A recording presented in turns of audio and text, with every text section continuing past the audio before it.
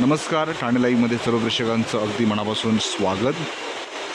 मध्य रेल्वेच्या बदलापूर रेल्वे स्थानकावर सध्या आपण आहोत आणि महत्त्वाचं म्हणजे मागील 3 दिवसांपासून जो मुसळधार पाऊस बरसत आहे त्याचा फटका मध्य रेल्वेला कशा प्रकारे बसलेला आहे त्याची अनुभूती आपल्याला येताना या ठिकाणी पाहायला मिळते। प्रवासी आपण जर पाहिलं तर मोठ्या प्रमाणात रेल्वे स्थानकावर येत नाही आहे। इतिहासात पहिल्यांदाच आपण बघू शकतो सकाळची वेळ ज्या रेल्वे स्थानकावरती सगळ्यात जास्त प्रवाशांची गर्दी असते त्याच रेल्वे स्थानकावर आपण जर पाहिलं तर शुकशुकाट आपल्याला पाहायला मिळतो। या दरम्यान आपण जर पाहिलं तर अक्षरशः रेल्वे स्थानकावरती उभं राहायला जागा नसते, परंतु हवामान विभागाच्या माध्यमातून आज देखील रेड अलर्ट देण्यात आलेला आहे। त्याच्यानंतर आपण जर पाहिलं तर मोठ्या प्रमाणात रेल्वे प्रवाशांनी घरातून बाहेर निघणं जे आहे ते टाळलेलं आहे आणि रेल्वे स्थानकावर मोठ्या प्रमाणात आपल्याला शुकशुकाट पाहायला मिळतो। फलाट क्रमांक 1 असेल, कर्जतच्या दिशेने जाणारा फलाट क्रमांक 2 असेल, इथे आपण जर पाहिलं तर संपूर्ण हा शुकशुकाट आपल्याला रेल्वे स्थानकावरती पाहायला मिळतोय।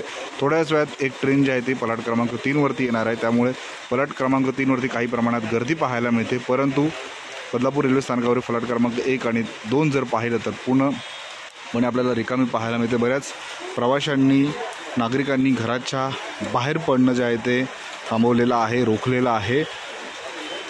कारण की काल देखील आपण पाहिलं की जे नागरिक मुंबईच्या दिशेने गेले होते त्यांना मात्र घरी येण्यासाठी बऱ्याच अडचणींचा सामना करावा लागला होता आणि त्याच पार्श्वभूमीवरती आज बऱ्याच रेल्वेने प्रवास करणाऱ्या प्रवाशांनी रेल्वेने प्रवास करणं टाळलेलं आहे, आपल्या घरीच थांबणं त्यांनी पसंत केलेलं आहे। आणि या सगळ्या कारणांमुळे आपण बघू शकतो बदलापूर रेल्वे स्थानकावरती पूर्णपणे आपल्याला शुकशुकाट पाहायला मिळतोय आणि ही संपूर्ण अपडेट ठाणे लाईव्हच्या माध्यमातून आम्ही आपल्या सर्व प्रेक्षकांपर्यंत पोहोचवत आहोत।